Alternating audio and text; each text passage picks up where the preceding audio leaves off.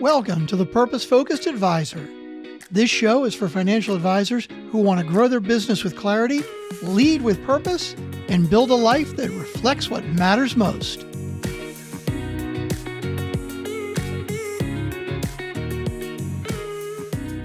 Welcome back to the Purpose Focused Advisor. Your host, Rob Brown, here today, along with a new friend, Josh Kosnick. Josh is the best-selling author of the Kairos Code. He is the founder of Kairos Coaching. He is an EOS implementer, which I'm sure we'll talk about during our conversation today. And he helps leaders build clarity, alignment, and lasting impact. There are two reasons that I am really excited or extra excited to have Josh on the show today. He was an advisor. He spent 17 years in the industry before selling his business. And one of my favorite words is Kairos. And those of you who have listened to my show before and heard me talk about my addiction to going into prison with the Kairos prison ministry, I thought, gosh, Kairos Code. I just have to have Josh on the show. So Josh, welcome to the podcast. Well, really excited to be here, Rob. I always enjoy being on the other side of the mic since I host my own podcast as well. So it's a joy to be interviewed, and especially in this sense, speaking to a lot of advisors from a piece of my former life. So excited to get into this today. Awesome. So I want to start with that word, Kairos. Why Kairos? What is? I know what Kairos means, but I'm curious. What does Kairos mean? What does it translate into? Where does that come from? And how did that become a central part of the name of your coaching business and the title of your book? Yeah, so before it became the book title, it was the coaching business. And I sell my firm, and I know I'm going to start coaching, speaking, and helping others in the advisory world and the entrepreneur world. And I have this opportunity, right, to create a cool name. I didn't want it to be my name. I want it to be somewhat transcendent. So I'm, thinking through this, and I didn't know the word Kairos before I started this exploration. Interestingly enough, it's not something that I had experience or exposure to my whole life. It was brought to me by a friend. And just everything that I had just been through in selling my firm, and some of the life's tribulations, and just also this was end of 2021. So we had just come through like the COVID Zoom era, and I sold my firm in the middle of 2021. And so, I had to send 250 people home on computer screens when we were used to being a face-to-face business. At least 95% of our client interactions were face-to-face in our offices or their homes. And we're on these computer screens all day for almost 2 years. And the business shifted. But for me, what I was noticing is high burnout, people that are not experiencing the joys that they were normally in life. What I had experienced myself was losing some passion for my chase of my relationship with God, my physical, mental, and emotional well-being, some of the relationships that were strained during that time period. And Kairos got introduced to me as this concept of, so there's two definitions. There's the ancient Greek definition, which is more of an era or a moment in time. Like we're in the COVID era at that time frame. And the biblical definition is a divine moment when God acts. And so in summation, I'm sitting here going, the moment is now. And so as I chose Kairos, I'm like, my methodology with it is like, the moment is now to reclaim what God intended our lives to be, what we want our lives to be. So many of our high achievers, the people listening to your show, you and I, we chase our work passion, and we love it. We love our clients. We love helping people. We love helping solve problems. And of course, we like the pursuit of earthly things like money and everything else that comes along with it, success, titles, accolades, whatever it may be. That being said, I work and coach with a lot of entrepreneurs that have done really well in that field, but have a strange relationship, maybe on their third marriage, haven't taken care of their bodies or their minds, and maybe having a strange relationship with their creator. I'm like, the moment is now to reclaim what life was meant to be. And that's what parlayed into the book as well, is not work-life balance doesn't exist, but we can get to a work-life integration, and then the pinnacle of that is work-life maximization.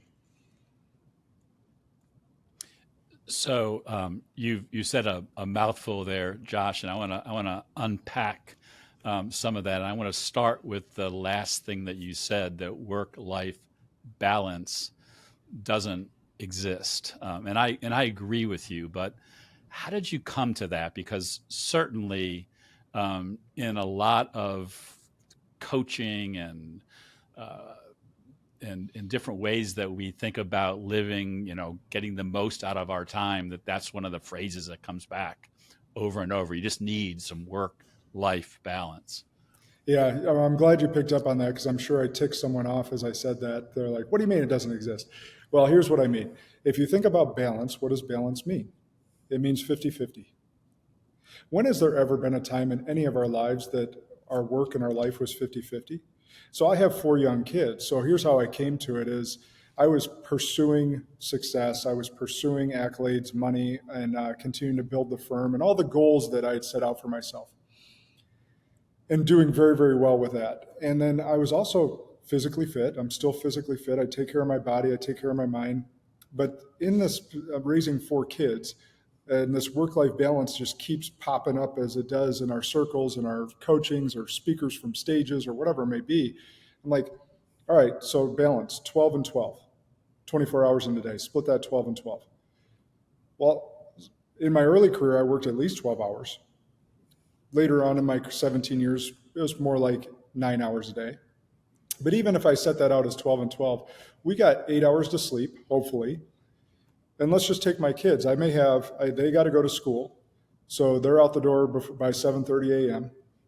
So I may have an hour with them in the morning. And then now they're 14, 12, 10, and 8. So they have after school activities. My girls are competitive dancers. I don't pick them up till 9:30 every night during the week. So if I'm thinking about life as my family, those weekdays, I may have an hour with them in the morning and maybe a half hour with them before bed. That's not balance, but it is integration. If I can integrate that, if I'm really purposeful with my hour with them in the morning, and if I go to pick them up and I'm really purposeful with that conversation with them on the way home and before bedtime, and seeing how their day was and how dad can be a positive impact on their day. But it's not balance, because balance indicates 50-50. So what we got to do is figure out, how do we integrate our lives? And I'll just give one quick hack, because I learned this early on in my advisory career. I had this really successful advisor come speak up at our office. He was from down south, so he had that southern accent, which I love. And he goes, Josh, you have your have tos and your want tos. And your want tos got to get on your calendar first. And I said, all right, Adam, explain this more. Your want tos, being at your kids' events. Your want tos, working out. Your want tos, date night with your spouse. Those have to be in your calendar first, because hard-charging people like you and I, our have tos will bleed right into those if they're not on our calendar, because we have to get our today list done. We have to get our to-do list done. We have to get this proposal to a client. We have to. And that's how the have tos bleed into the calendar. So, for instance, just to give people a quick example, next year I already have my girls' dance competition schedules, and that's on my calendar before any of my speaking engagements, before any of my client engagements, before anything else, so that I don't miss those, because that's integration. That's important to me to be there for them. Well, that's great. I think we all learn best by stories and examples. So I love that you took the have-tos and the want-tos and put it into a very practical way. I do want to circle back and talk a little bit more about Kairos. So in the Kairos Prison Ministry, our working definition of Kairos is God's special time. Mm-hmm. And we are very careful, that divine moment, but also not being on Chronos time. So we're very careful about saying, we all live in a world of Chronos time, which is your clock time. Yeah. When do I have to be on this podcast to do the recording? or we're used to working on Chronos time. But when we are really living the life that God intends for us to live, we're living on his time and looking for those Kairos moments to be able to do the things that are most important to us. And I think that actually ties even into what you were talking about as it related to putting your daughter's dance calendar on your calendar for next year so that you didn't have to work around that later on. Yeah, that's a beautiful example that you gave, and I'm glad I actually put that in the book, the difference between Kairos time and Chronos time. So I'm glad you used that in the prison ministry as well. The example I give for nowadays is people that have played sports or have done anything where they've been in the zone or flow. Kairos time isn't just being so present that you're in God's time. Like, it's being so present that you're operating in God's time, because God is omnipresent and transcendent. We can't, as humans, as flawed humans, understand that. And I don't have the superpower to transport all over the world, although I wish I did. But that zone or flow, being so present that you have no concept of Chronos time, that's the Kairos moment. When you are so in love and so present with your kids, where that playtime, you're like, holy crap, I've been wrestling with my little boy for an hour and it felt like 5 minutes. That's a Kairos moment. Like, so, or you're in a pickup basketball game and you're sinking every shot because you're so in the flow, because you have no concept of anything outside of that moment. That's a Kairos moment. And it's how do we get more of those in our lives? And it seems like that's what you're doing in the prison ministry as well, of just finding those special divine moments that are just you and whatever's in front of you, and everything else just kind of disappears. Yeah, and that's one of the greatest encouragements of the program, because the cornerstone of the program is a 4-day weekend where we go into the program and God is giving these men the opportunity to learn more about him. And we want them to be thinking about this special time, the special moment that they have with God, and put their clocks away and stop worrying about the other things that they could be doing, although because they're in prison, it's limited. But to know that, hey, God is with you. This is his special moment for you. And so let's take advantage of that. Yeah. So let's shift gears a little bit. Why did you sell your financial planning practice business? Because you had a big regional firm. Yeah, this is where the story really took hold. So at 24 years old, I started in the financial advisory world. Wide-eyed, bushy-tailed, didn't know anything. However, my dad was in the business for a long time, so I had at least seen the example. And so I started out like anyone else, having to hunt down clients, and grew a very successful practice. And at age 35, I was asked to take over the firm, buy out be the successor to my father in the large firm. And it was a special time. And I don't want to say forced, but gently suggested to sell my personal practice so that I didn't have competing priorities. And that was fine. And so I ran the firm. I grew it to 250 employees, 115 of which were advisors. And we were having a great time, growing leaps and bounds. Through COVID, we were up 30% in our most important metric. And but bubbling under the surface of that, I had a leader on my team that was quite narcissistic and a cancer in the culture. And part of my own ego, I had developed plenty of immature advisors out of immaturity into being mature, functioning advisors. Because I had been an immature advisor at one point, so I knew how to do that. The problem was that I kept chalking up to immaturity in this individual, which were actual character flaws. And he became a cancer in my organization. He ended up suing me as I was trying to correct his compliance and some of the other things that were going wrong with him. And you back a narcissist into a corner, it's like backing a tiger into a cage. They're going to come out swinging. And he ends up suing me, and the overarching company that I represented at the time ended up terminating me and buying me out to get themselves out of the lawsuit. So it wasn't a happy sale, and that created the lowest point of my life, but also some extremely valuable lessons. And it's really what led me to writing the book, because through that pain and turmoil, God had a plan the whole time. And I kept just leaning on that, because my intent was to run that firm from age 35 to 55, grow it as big as possible, have as big of an impact as I possibly could, and then figure out my next chapter at age 55. Well, if you ever want to make God laugh, tell him your plans. And that quote really rang true in that instance. So at 41, I'm forced to sell and figure out what was next in my life.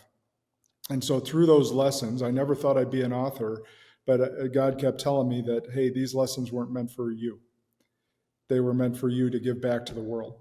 And so that's where the Kairos Code really came from, was sharing from my journey so that others don't necessarily have to go through the pain and those hard lessons that I had to. Hopefully they can learn them from me and not have to be exposed to them themselves. And so through that, we created the Five Bridges, and we can get into that in a little bit. But my intent was to be in the industry forever. I was getting recruited by everyone in the industry after that all happened. And every time I took a meeting, I had this weird feeling in my stomach, and I had to wrestle with God about what that was, because it's the most natural thing for me to go to another firm or buy another firm and do exactly what I was doing. And God was basically telling me that I had accomplished everything I set out to in that industry, and it was time to blaze a different trail. And so that first led to coaching before you wrote the book? Yeah. And that's still what it is. Like, basically God was saying, hey, I want you to really pour into others. So what I did during that time frame of kind of despair is I created a really fancy T-chart. And by fancy, I mean as simple as possible, as T-charts can be. And instead of putting numbers on the T-chart like most of us do, or assets, liabilities, or whatever it may be, what I put was on the left side, hey, what did I love about my previous world? What did I love about being managing partner? What did I love about the advisory world? And then on the right side, what did I really not like? What did I dislike? On the left side, where what I loved was pouring into people, helping them see visions bigger than they thought for themselves, recruiting really skilled people to continue to grow. I loved all that stuff. On the right side, though, I didn't necessarily love compliance, although it is a necessary thing in our world to keep everyone out of trouble. I didn't really love politics of a corporate office and having to answer to them, even though we're doing a great job, or hitting artificial numbers for whatever. And I especially didn't love narcissistic advisors that I was kind of forced to work with instead of choosing to work with. And so at the bottom of that T-chart, I wrote a really powerful question. What if I could design a world that I only did what was on the left side of this page? And that's where coaching and speaking poured into, is because my whole goal is to inspire and impact others and leave them in a better position than when I found them. And the best way I know how to do that is to spend time either face-to-face or via Zoom to really pour my life into theirs. Yeah. That is great to hear, because, I heard Max Lucado asked on a podcast how he would help someone find their purpose. And he said, I would suggest answering two questions. What is it that you enjoy doing most? And secondly, what do others enjoy that you do? And at the intersection of those two things, you're going to find your purpose and what you should be doing. And it seems to me that's exactly where you were, what you uncovered as you left your practice, you sold your practice and started coaching, that you just saw this, this desire to help other people be better versions of themselves as a real call for you. Yeah, not just in business, really in the personal life as well. Like, I've always led really well through that, and that goes into my 5 bridges. But what I discovered in there was that, when I lost what I thought was everything, which was my title, position, the firm, money, whatever they were all earthly possessions. And so I had this really strong epiphany when they shipped all the boxes from my office to my house, hired a moving company to do so. They showed up. I couldn't open them for a month. I was still in the 5 stages of grief and shame and guilt and all the different betrayal, all the different things that I was feeling. But when I opened them, I was like, this is just stuff. All the designations I had earned, the trophies, the accolades, whatever that was in my office to make me seem important, it was just stuff. It was stuff my family, if I died that day, was going to have to deal with. And so for me, I was like, if I'm not right with God and my spiritual life isn't right, I'm not right. So that has to be bridge 1. Bridge 2, if I'm not mentally, physically, and emotionally strong, I can't be my best to serve others. So that has to be bridge 2. If my relationships aren't really strong, I carry that into the workplace. If the people that I care about the most, if I had lost all the earthly things, like I had mentioned, and my family, I wouldn't be sitting before you today. I would have taken my life a long time ago. So that has to be bridge 3. The bridge we all skip to is our professional bridge. It's what I call environment, which is bridge 4. We spend so much of our life and our focus on that, and we neglect some of the other things. Sometimes for us men, under the guise of being a provider, that we lose focus on what's most important in this life. And so one of my biggest goals in going through these bridges is to help people eliminate regret. And then the 5th bridge, the final bridge, is legacy. And what everyone gets wrong about this is they think it's sometime down the road. Like you as a financial planner, others listening to the show, you're helping them plan their legacy and what they want their end of life or what they want their future life to look like. But what we got to remember is 2 things. Legacy isn't what we leave behind, it's what we leave in others. And secondly, you're building your legacy every single day through every interaction you have with people and every action you take. So legacy is built daily, but it's talked about later on. Yeah, I've had a number of conversations recently with advisors and some other authors and leaders around legacy, and I wonder how we got legacy so wrong to always have it be thought of as something that's way out into the future when you're building your legacy every minute of every day and everything that you do and all of your different relationships. That's probably an age-old question I'm not equipped to answer fully, but let's take a stab at it. So it's interesting. I don't know if the financial planning you do deals with life insurance. We did it a lot in our work in the company that I represented, but no one thinks they're going to die today. So that's something for later on to worry about, right? So we know that life insurance has a 1-in-1 claims ratio. We're all going to die. We just don't know when. But we just think it's sometime out in the future. And so I think part of it is that we know we're mortal. We just don't think it's today. And so my legacy is something I'm building towards, and it's just going to be talked about 20, 30, 40, 50 years from now. And so we're not cognizant. And then the other piece of it is, and this may open up a rabbit hole a little bit more, but as you were talking about Max Lucado's convergence there, is I don't know that a lot of people are really versed in what their true purpose is in their life. And so therefore, they're still discovering or trying to figure out what their purpose is and not trying to actually live it daily like we're talking about here. And that's part of your legacy. So one of the exercises I take people through, it was actually, it was NAFA, a leadership program through NAFA that I got this exercise from probably 15, 17 years ago. And they had me write a eulogy. And it was one of the most difficult exercises I've ever done, right? I'm 17 years ago, I was 28 years old. So 28-year-old, like, I'm not thinking about death at that point, but they forced me to think about death. What do I want people to say about me if I were to die today? And then the other part of that exercise is, okay, you wrote all these beautiful things, you got through the exercise. How close are you to living that right now? Like, where is the gap?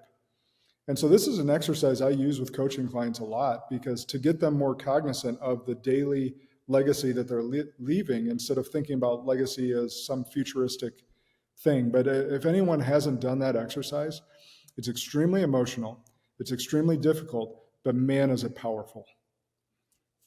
Yeah, I have not done that, although I have heard of other people using that and have the same connection to it that you do, just as it being a really strong, a strong way to kind of bond with who you really are and how you want to be remembered, so that you don't put off being that person that you are supposed to be, that God wants you to be for later, because you may not get there. You may not have the time to do that. The other thing that strikes me in kind of thinking back on our conversation so far is that T chart that you talked about earlier, when you sold your practice or were forced to sell your practice and decided what you want to do next. That exercise is also a good exercise to do in the seat that you're in, because we should all, especially as leaders, be working on those things in our businesses, whether we're getting ready to transition or not, that allow us to be and do the things that we're best at, that have the highest value towards the teams that we're building, the clients that we're serving, the legacy that we're building. Yeah, actually, there's a couple different exercises, and that being one of them that I'll do. I'll give you this because you're right. Let's say you find out that you love being the initiator in that discovery meeting with clients and onboarding them and hearing about their goals. But let's say you actually don't find joy or energy around closing those clients. And the reason I give this very specific example is because my top advisor found out just that. He's an amazing opener. And what he found, he was actually a very good closer too, but what he found is that his energy wasn't from there. And so he, to give everyone perspective, he averages taking over 150 to 200 million of new AUM a year. So a very good advisor. And he's built a team of 40 underneath him. But what he built then over time, this wasn't right away, but what he built over time now is he has a second advisor in each of his meetings. And what he's doing is essentially facilitating the handoff. So he does the opening, asks all the discovery questions, figures out how the team can help. And then that person that's in the room with him is going to run the rest of the show. So the next meeting, either planned presentation or quote unquote closing meeting, he's no longer in there. He's going to go focus on opening more cases and being in more discovery meetings. And the second seat, we called it, they're going to run with the rest of the show and onboard that client. So that's a great, the T chart could be greatly used. I also use a time energy audit where I just have from 7 a.m. to 7 p.m. And it shows, okay, here's what I did on each half hour or each hour. Was it revenue producing? Yes or no? And then where was my energy? Was it a positive energy? Was it a neutral energy? Or was it an energy suck? And that way we can really determine like where is our energy? Because obviously we only have so many energy units in a day. Why not spend them on the things that bring us energy? Yeah, those are great. One of the things that I guess I assumed that I wouldn't have to do in this episode is find coaching opportunities, because I love to leave the audience with some specific things, some specific takeaways, and you've just shared a number of them already. I want to go. I want to shift gears again. You've said that you were forged through fire and guided by faith, and you've spoken several times already about your faith and your relationship with God. How has that shaped your business? Was that something that happened kind of after the fact, or did you intentionally set things up so that God was first? Yeah, so that's a great question, Rob. So I was under the umbrella of a Fortune 100 company where I owned my business. And I purposely, I mean, you guys can do your research. I purposely don't mention their name because I'm not trying to badmouth them by any means. I'm just sharing my reality. So at that time that I was managing partner, and you guys can think about the last 10 years from 2015 till now, there's a heavy DEI push in major companies. And by the way, I'm caveating this with, I don't see a ton wrong with that. And I'm not trying to bash that movement, whatever it may be. The problem was so I've always been a believer in Christ. I've always been a believer in Christianity, and that's been my faith, and that's who I am, not just what I believe. The problem was, at the same time they were telling me to accept everyone else, they were telling me also I shouldn't speak about my faith because that could offend someone. And that there was just a huge disconnect for me in that. It was like, wait a minute. So we're expanding. We're getting people that don't look like us, don't think like us, don't believe the same things we believe. All good. I'm good. I'm on board because I love diversity in thought. But I can't talk about my beliefs and who I am. And that just rubbed me the really wrong way. So I did shut that down for a while to be appeasing as a new managing partner and trying to, toe the corporate line. And as soon as I was, terminated and bought out, within the first week, I'm still in the fetal position, being, just utterly obliterated and blindsided. I heard this whisper from God, and I didn't know what it meant, and I didn't want to hear it at the time, but I heard it. And it was just 2 words: you're free. And I didn't know what it meant at the time. And now that I think I know what it means. And since then I've built a life in a business that I can freely be me and speak about who I am, what I believe, what God's done for my life, how he saved me, how he pulled me out of the pit of despair without any shame, any guilt, any chains on me to do that anymore. And so it has become, over the last 4 years, a lot more pronounced, but it was always there.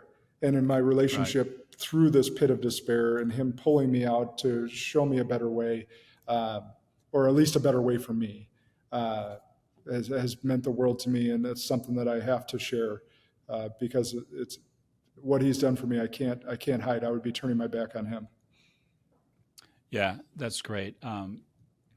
Because one of the things that I am really working towards is helping Christian advisors make sure that they're bringing their faith forward in the work that they do and not hide it, because there's such an amazing opportunity as a financial professional to be a disciple for Christ and share that faith. And that's going to help in building the business, in building stronger teams, in really helping clients understand their purpose and what they're called to. But for too many of us, for too many years, we've kind of kept it a secret. We have not, been afraid to say, "Hey, I'm a Christian, I'm a believer," but we don't want to lead with that, and we don't have to, put fish on our websites. But we certainly need to be able to say, I am a child of God, or I am a follower of Jesus, when somebody asks you who you are, before you say, I'm a coach, or I'm a financial advisor, or author, or whatever, podcast, or whatever it might be. Yeah. Can I speak directly to that person right now? Absolutely. Yeah. So here's what you'll find out.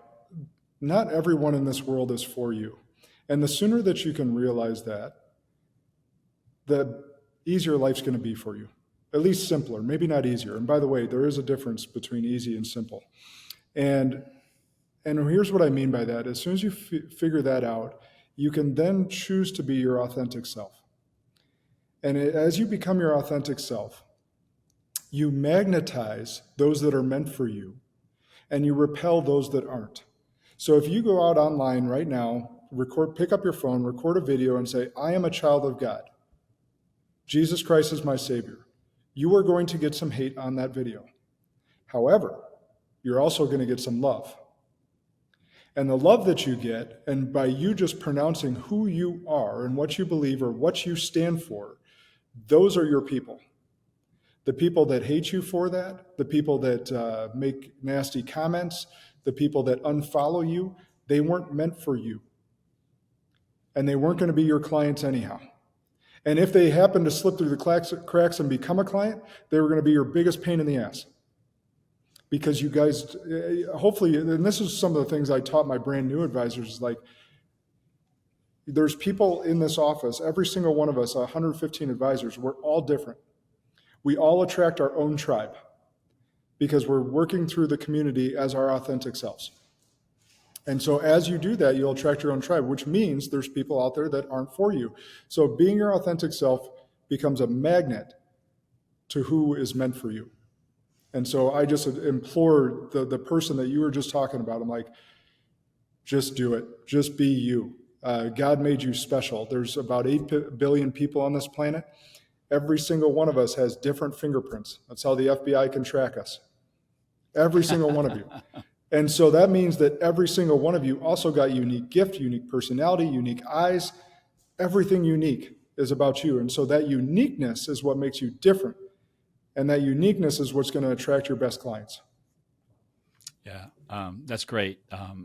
I try to help advisors understand it all the time, because some will say, well, Rob, you talk about, what's my unique value proposition? Well, there's nothing unique about me. I just do financial plans. And doesn't everybody do financial plans? I said, no. There's nobody does it the way that you do it, with the people that you choose to do it with. And the sooner you figure that out, the sooner you're going to live out that purpose, that calling that God has on your life. And I can't think of a better way to build a tribe than to have God be the magnet, or at least out there in front, calling on those people, because there's something special that's going to happen there. Yeah, in fact, here's a tactical takeaway for him as well. At the end of my discovery meetings, we call them fact finders, but they were really feeling finders conversations. That's why I changed the name to discovery meeting. But I would say this statement, and then I would ask a question. I'd say, hey, I know you've been interviewing me all day. This is our first time meeting. So-and-so introduced us. I just want to let you know I've been interviewing you as well. And they're like, oh, trying to take some step back. And the reason I say that is because we choose who we work with, and we really want to make sure that we're working with the right people.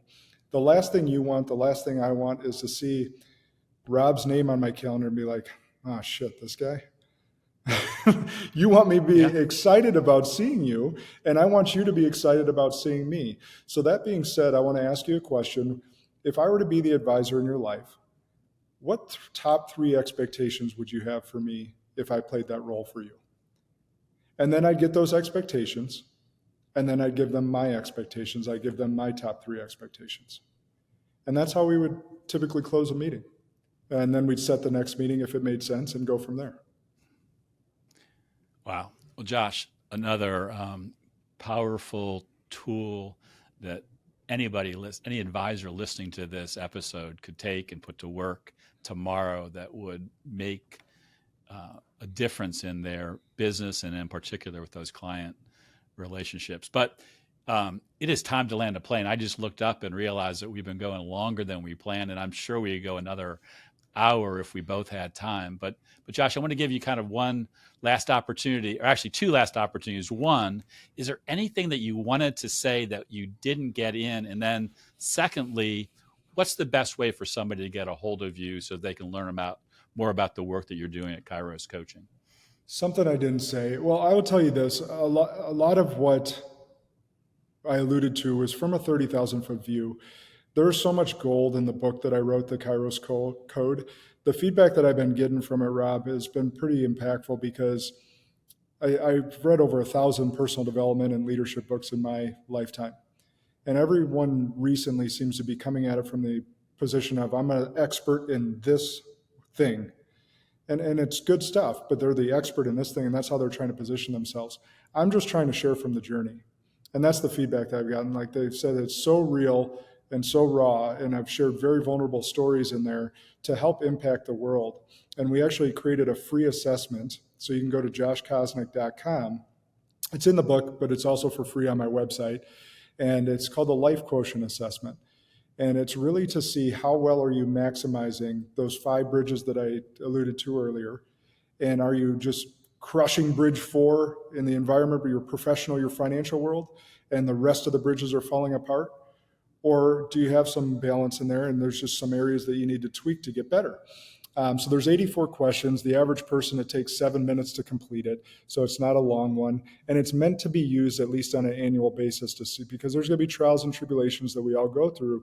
So almost like as you think about annual planning for yourself or your teams, the Life Quotient Assessment is really built for that, to see where do I need to make some tweaks in my life so that I can really experience the joy and maximize, God's gifts in me and the joy that I want to have in my life. So I'll leave with that. So I gave you the website, and then any social media is just at Josh Kosnick, whether it's Instagram, LinkedIn, Facebook.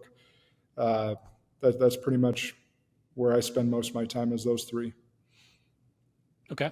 Well, we'll make sure we put that info in the show notes. Josh, it has truly been a blessing to have you on the show, to have a fellow believer come on, share some trials and tribulations, but also the joy that comes from having a relationship with God and how that can spill out and impact other people. Because after all, isn't that what we all want to be doing as coaches or as financial advisors, to be able to spill out that joy that we get from the God who created us and loves us so much? Josh, thanks for being on the show. Thank you, Rob. It's been a pleasure. Thanks for listening to The Purpose Focused Advisor. If today's episode gave you something to think about or a step you're ready to take, head over to truestfancoaching.com. There you'll find tools, resources, and ways we can work together to help you lead with purpose and build the business and life you were meant for. If you enjoyed the show, we'd be grateful if you take a moment to rate and review it. It helps more advisors find their way here.